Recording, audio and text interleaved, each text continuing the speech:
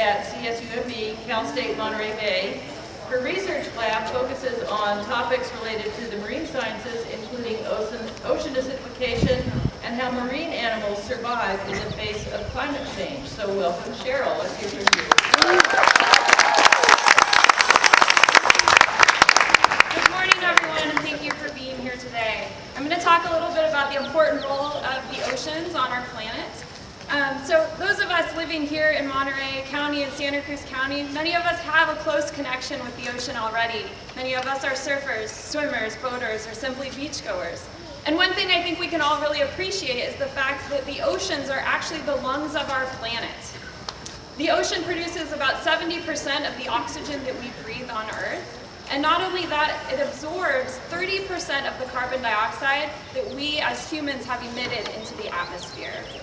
By acting as such an amazing carbon sink, the world would be much, much hotter than it is today without our oceans providing this amazing service to us.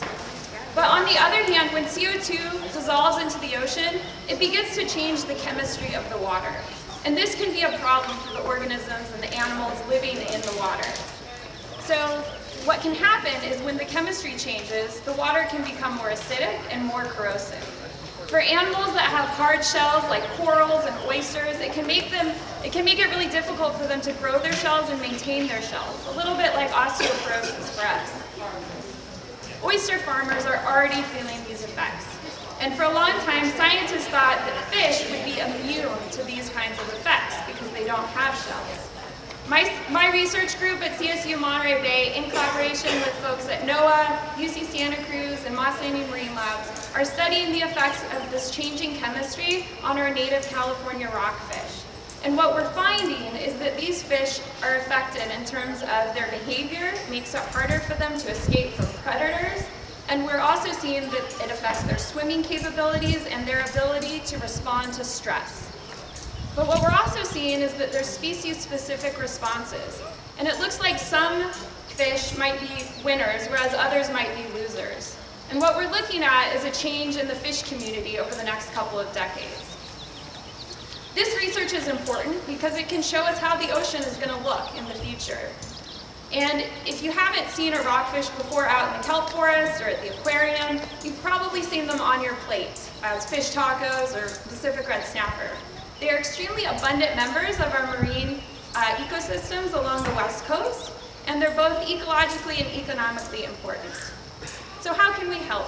Well, some of the good news is that we're now finding that seagrass beds and kelp forests can act as local refugia for some of these animals by acting as local carbon sinks. And so what we can do is support efforts to protect and restore these ecosystems.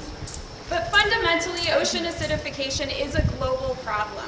And so what we can do as concerned citizens is to support local and state and federal efforts to reduce carbon emissions.